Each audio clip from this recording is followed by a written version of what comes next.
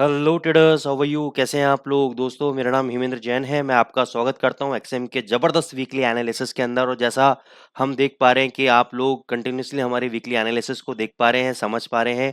Webinars में भी मेरे को इसके फीडबैक मिलते हैं कि सर आपके वीकली एनालिसिस के लेवल्स बहुत अच्छे होते हैं, फंडामेंटल्स बहुत अच्छे होते हैं, तो थैंक यू सो मच। और दोस्तों, आइए, आज का जो वीक है, ये जो कमिंग वीक है, बहुत ही ज़बरदस्त रहने वाला है, बहुत ही ज़बरदस्त इवेंट से भरपूर रहने वाला है। लास्ट वीक भी आपका बहुत ज़बरदस्त रहा। सीपीआई नंबर्स निकले आपके लास्ट वीक के अंदर। आपको पहले ही बता दिया गया था कि सीपीआई नंबर्स नेगेटिव आ सकते हैं, तो डॉलर एक बार नीचे जा सकता है। लेकिन मैंने एक लेवल और आपको बताया था कि अगर डॉलर 103.90 के लेवल को, जो भी मैं चार्ट में दिखाऊंगा, वो लेवल अगर ब्रेक होता है तो आप लोग वीकनेस में आ जाएंगे। लेकिन वीकनेस में नहीं आना है। मैं पर्सनली वीक नहीं हूँ डॉलर के अंदर, क्योंकि मेरे को नहीं लगता कि डॉलर बहुत ज्यादा नीचे जाएगा। और उसका सबूत यही मिला कि डॉलर ने फर्स्ट हाफ में आपका वीकनेस दिखाया, फिर रिकवरी दिखाई। तो पहले फंडामेंटल्स को दोस्तों आइए चेक करते हैं, फिर टेक्निकल लेवल्स पे चलेंगे हम लोग। तो यहाँ पे क्लियर लिखा हुआ है, with investor ramping up their fed rate cut bets the US dollar suffer during the first half of the week. तो जैसे जैसे बैटिंग इंक्रीज होती जा रही थी इस बात को लेकर कि भाई फेड जो है अपने रेट कट्स करेगा, लोग इस बात का एक्सपेक्टेशंस इंक्रीज कर रहे थे कि सितंबर मंथ के अंदर आपका इंटरेस्ट रेट रिड्यूस होगा। तो इस वजह से आपको डॉलर के अंदर एक वीकनेस नजर आई। Although it recovered some ground on Thursday, Thursday को इसने क्या किया, रिकवरी भी दे दी। जैसे मैंने आपसे कहा था कि भाई 103.90 के नीचे ये ट्रैप करेगा और वहां से ये रिकवरी देगा। तो आपको ये भी इसमें समझना पड़ेगा कि इसने रिकवरी दी हमें। Following the softer than expected CPI data last week, several Fed officials including chair Powell noted the data are boosting their confidence that price pressures are on a sustainable path to remain low. Powell also said that they will not wait until the inflation is 2% to cut interest rates. तो क्यों गिरा dollar? Dollar इस statement पे गिरा कि Powell साहब ने बोला कि भाई हम वेट नहीं करेंगे कि इंटरेस्ट रेट 2% तक आ जाए, सॉरी इन्फ्लेशन आपका 2% तक आ जाए तभी हम इंटरेस्ट रेट को कट करेंगे। नहीं, प्राइस प्रेशर्स बना रहा है, नीचे आ रहा है, हम अभी इंटरेस्ट रेट रिड्यूस करेंगे हम लोग। ठीक है ना, हम अभी इंटरेस्ट रेट रिड्यूस करेंगे। तो वो ये स्टेटमेंट जो उन्होंने दिया, इसकी वजह से डॉलर के अंदर आपको वीकनेस देखने को मिला। Coming on top of the employment report for June, which revealed further softness in the labor market, the aforementioned developments prompted market participants to fully price in September rate cut and to assign a decent 50% chance for a third reduction this year, with such a move being fully factored in for January. अब ये जनवरी के अंदर जब आपका हो रहा था 2024 के अंदर, तो पहले इन्होंने बोला 6 बार रिड्यूस करेंगे, फिर बोला 4 बार करेंगे, फिर बोला 3 बार करेंगे, 2 बार करेंगे, 1 बार। लेकिन अब क्या हुआ, डेटाज मैंने आपको बोला था कि डेटाज अगर चेंज हो गए, पॉवेल साहब कुछ भी बोलते रहे, हमें उससे मतलब नहीं है, हमें फोकस करना है डेटाज के ऊपर। तो पिछले 1 महीने से डेटाज आपके खराब आ रहे थे। वीकली एम्प्लॉयमेंट डेटाज खराब, नॉन फॉर्म पेरोल डेटा खराब, सीपीआई डेटा खराब। तो ये सारे डेटाज आपके खराब आ रहे थे, जिसकी वजह से आपको डॉलर के अंदर वीकनेस नजर आई। और क्यों वीकनेस नजर आई? क्योंकि इन्वेस्टर कम्युनिटी ने ये फैक्टर इन कर लिया था कि भाई इस बार हमारा 2 से 3 बार इंटरेस्ट रिड्यूस हो सकता है। पहला सितंबर में हो सकता है, उसके बाद आपका नवंबर में भी हो सकता है, दिसंबर में भी हो सकता है। ठीक है ना? तो ये चीज आपको समझनी पड़ेगी कि भाई, लेकिन अब क्या है, मैंने आपको कहा कि इतनी जल्दी नहीं करनी है। टेक्निकल ग्राउंड्स में मैं आपको बता दूं, इतनी जल्दी नहीं करनी है। नवंबर में इलेक्शन है, तो मेरे को लगता नहीं है कि ये पॉवेल साहब चाहे कुछ भी बोलते रहे। मैं एक बात पे फोकस करता हूँ, डेटास पे। पहली बात, डेटा खराब आ रहा है, ये सर डेटा खराब आ रहा है, इंटरेस्ट रिड्यूस होना चाहिए, होना चाहिए, अब होना चाहिए। लेकिन मैं अगस्त मंथ में वेट करूंगा जुलाई के डेटास का। अभी क्या चल रहा है, जुलाई मंथ चल रहा है। जब अगस्त का डेटा आएगा, मैं ये देखूंगा कि जुलाई के डेटास कैसे आ रहे हैं। क्या जुलाई के डेटास भी खराब आ रहे हैं? तो मैं ये मतलब मान लूंगा इस बात को कि सितंबर के अंदर इंटरेस्ट रिड्यूस होगा। लेकिन अगर जुलाई ने टर्न अराउंड कर दिया मार्केट डेटा के अंदर, अगर जुलाई ने पॉजिटिव डेटास दे दिए, अगस्त मंथ के अंदर जो डेटा रिवील होंगे जुलाई के, अगर वो पॉजिटिव आ गए ना, तो फिर मत मानो कि सितंबर में इंटरेस्ट रिड्यूस होगा। अब ये जो बेट्स है, बेट मतलब जो ये इस बात पे कावियत लगाई जा रही है, इस बात पे एक दम लगाया जा रहा है कि भाई इंटरेस्ट रेट सितंबर में रिलीज होंगे, वो किस पे लगाया जा रहा है? ये जो बेट्स है, ये टेस्ट होंगे नेक्स्ट थर्सडे को, यानी कमिंग थर्सडे को, जब आपका यूएस जीडीपी डेटा रिलीज होगा। फ्राइडे को, फ्राइडे को आपका पीसी डेटा रिलीज होगा और थर्सडे को आपका जीडीपी रिलीज होगा। तो जीडीपी डेटा अगर मान के चलो आपका रिड्यूस होके आया, और उसके बाद पीसी डेटा, यानी जो कि आपका प्राइमरी फैक्टर है इन्फ्लेशन का, वैसे सीपीआई डेटा होता है, लेकिन फेड को पीसी डेटा बहुत पसंद है। पर्सनल कंजम्पशन एक्सपेंडिचर, यहाँ पे लिखा हुआ है personal income and spending data. तो अगर ये रिड्यूस होके आया, तो मान के चलो 99% सितंबर में इंटरेस्ट रेट रिड्यूस होगा, चाहे कितने भी बेसिस पॉइंट्स हो, लेकिन एक बार इंटरेस्ट रेट जरूर जरूर करेंगे ये लोग। लेकिन अगर डेटा ने सरप्राइज दे दिया, जीडीपी ऊपर आ गया, पीसी ऊपर आ गया, फिर मत मानो सितंबर में रिड्यूस होगा, डॉलर बहुत अच्छी रिकवरी दे देगा, वापस 105 106 के लेवल पे आपको मिलेगा। अच्छा, ये डेटास कैसे काम करेंगे? क्या ये पॉजिटिव आएंगे, नेगेटिव आएंगे? इसका एक आपको हिंट मिलेगा वेनेसडे को, जब आपके PMI data, preliminary PMI data आएंगे जुलाई के। अगर इन्होंने देखो लिखा हुआ है, if PMIs which constitute more up to data information reveal further economic improvement as well as some stickiness in the prices charged by firm, investor may very well have second thoughts regarding a third rate cut by the return of the turn of the year। ठीक है, तो अगर ये numbers अच्छे नहीं आए, ये numbers अगर अच्छे नहीं आए तो मान के चलो पीसी और जीडीपी डेटा भी नंबर अच्छे नहीं आएंगे, और ये अगर अच्छे आ गए तो चांसेस है कि जीडीपी भी इंक्रीज हो, क्या है, पीसी भी डॉलर आपका भाग जाएगा। तो आपको हिंट कहां से मिलना चालू हो जाएगा, आपको वेडनेसडे से ही हिंट मिलना चालू हो जाएगा कि भाई ये डेटा सही आएंगे या नहीं आएंगे। क्योंकि वेडनेसडे को अगर पीएमआई डेटा अच्छा है तो थर्सडे को जीडीपी भी अच्छा आएगा, और पीसी डेटा फ्राइडे को अच्छा आएगा। चांसेस हैं, गारंटी नहीं है दोस्तों, मैं फिर बोल रहा हूँ चांसेस हैं। ठीक है ना, आगे चलते हैं। आपको समझ में आ गया डॉलर इंडेक्स का। अब मैं आता हूं आपका यूरोप के ऊपर और यूके के ऊपर। On Wednesday the eurozone and the UK flash PMI are also due to be release. Eurozone में और यूके के अंदर फ्लैश पीएमआई नंबर्स रिलीज होंगे। Getting the ball rolling with the eurozone at the Thursday gathering, the ECB kept interest rate unchange. Last week आपका European central bank ने interest rate को change नहीं किया था, with President Lagarde saying at the press conference that a rate cut in September is wide open। यानी ये भी dollar को फॉलो कर रहे हैं, भाई डॉलर अगर रिड्यूस करेगा तो हम भी रिड्यूस कर देंगे। Investor kept the probability for such A move elevated at around 65%। अब इन्वेस्टर की जो एक्सपेक्टेशन है कितनी होगी है, 65% प्रोबेबिलिटी हो गई है कि एक quarter point reduction by the end of the year हो सकता है। ठीक है, the June PMI revealed some softness and it remain to be seen whether the July print will paint a similar picture. अब ये देखा जाएगा जुलाई जून का जो डेटा आया था ना पीएमआई डेटा, वो आपका थोड़ा सा नीचे आया था, मतलब थोड़ा सा डाउनफॉल आया था। तो अब क्या जुलाई का डेटा भी ऐसा पिक्चर रिवील करेगा? अगर ऐसा होता है तो यूरो के लिए एक ये नेगेटिव रहेगा। In the UK the probability of a rate cut by the Bank of England in August slip to around 45% from around 60% in just a week. तो यूके के अंदर जो बैंक ऑफ इंग्लैंड की मॉनेटरी पॉलिसी आनी थी अगस्त month के अंदर, उसकी प्रोबेबिलिटी थी कि भाई इंटरेस्ट रेट रिड्यूस करेंगे 60%, लेकिन वो घट के कितनी रह गई है 45%। क्यों? Following remarks by Bank of England chief economics who feel that services inflation and wage growth remain uncomfortably high levels। यानी जो वहां के चीफ इकोनॉमिस्ट हैं मिस्टर पिल, उन्होंने ये बोला है कि भाई इन्फ्लेशन, सर्विसेज इन्फ्लेशन और जो वेज ग्रोथ है वो बिल्कुल हायर लेवल पे है। और लास्ट वीक जो सीपीआई डेटा आया था उसने भी कंफर्म किया था debt services inflation remain extremely hot.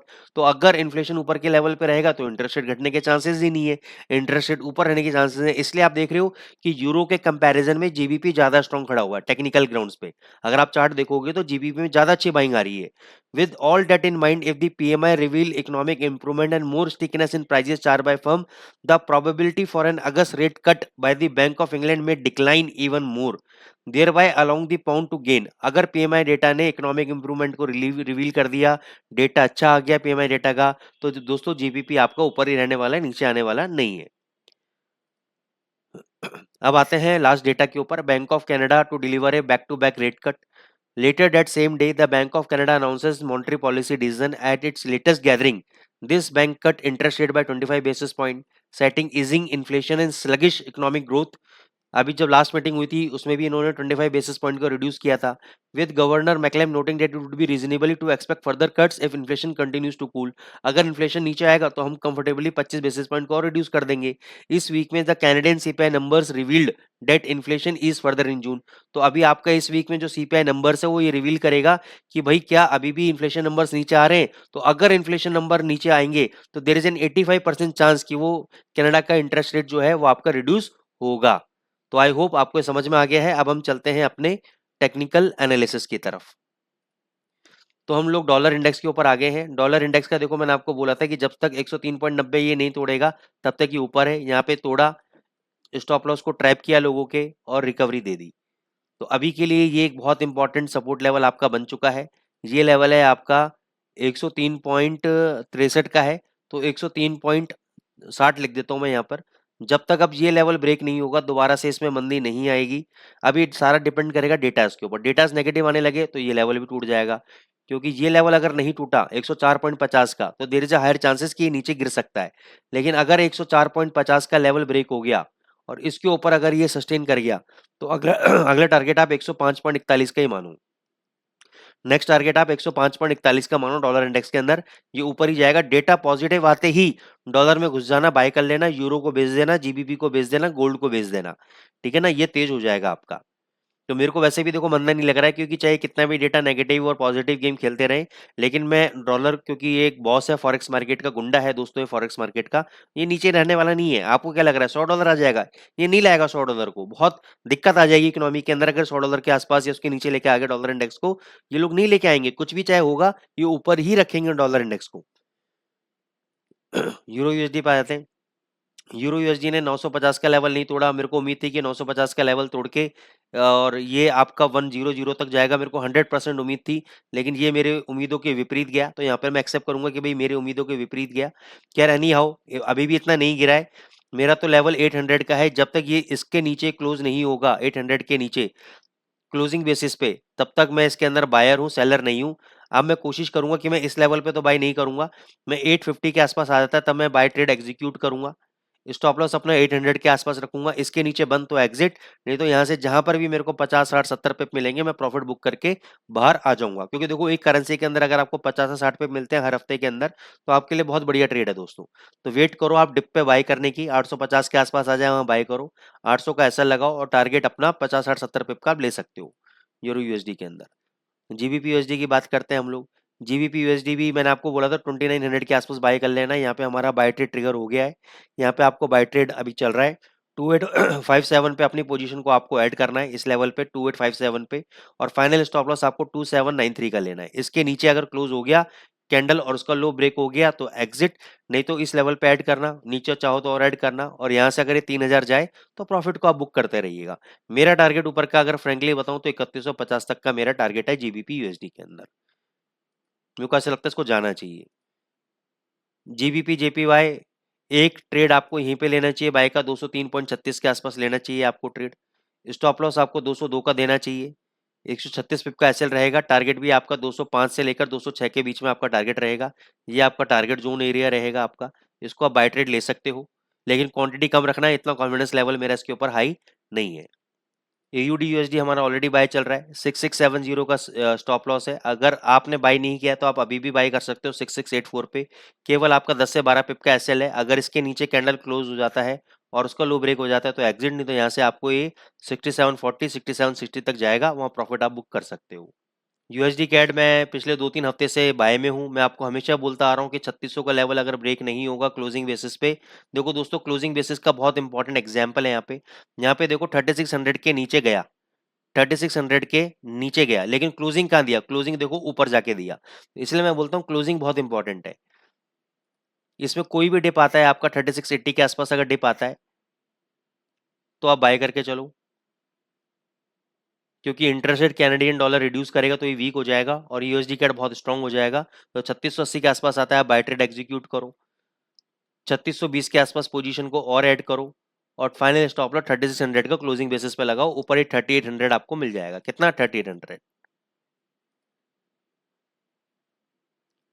USD CHF पे अभी हमारी कोई भी बैट नहीं है, कोई भी वो नहीं लग रहा है हमें कि भाई इस पे कुछ ट्रेड लेना चाहिए, इसको अब अभी हम अवॉइड करेंगे। यूएसडी जेपीवाई को भी फिलहाल अभी अवॉइड करेंगे। इसका रेजिस्टेंस लेवल है 159, जब तक इसके ऊपर ये ट्रेड नहीं करेगा तब तक ये वीक ही है, नीचे आ सकता है 159 के ऊपर वापस ये 161 को अप्रोच करेगा। ये इसके सपोर्ट और रेजिस्टेंस लेवल्स हैं। अब हम गोल्ड पे आ जाते हैं, सबसे इंपॉर्टेंट।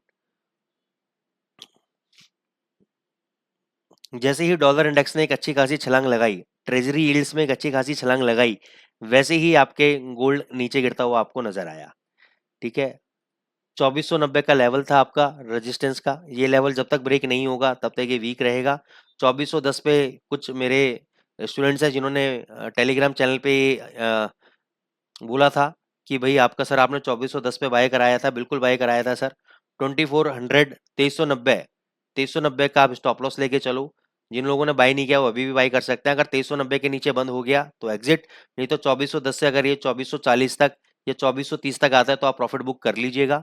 तो जिन लोगों ने बाय नहीं किया है वो अभी 2400 कुछ चल रहा है, आप बाय कर सकते हो। 2390 का आपका एसएल है, 2390 के नीचे डेली चार्ट में अगर बंद हो गया तो एग्जिट, फिर ये 2360 भी आएगा, 2340 भी आएगा, नहीं तो यहाँ से आपको एक बार 2430 2440 मिले प्रॉफिट जरूर बुक करना चाहिए आपको। और नीचे के लेवल पे मैं तो कहता हूँ बाइंग करना भी चाहिए। अगर ये लेवल अगर स्टॉप लॉस हिट हो गया तो मैं ये कहता हूँ कि आपको 2370 के आसपास आया तो वहां पे बाई करना चाहिए।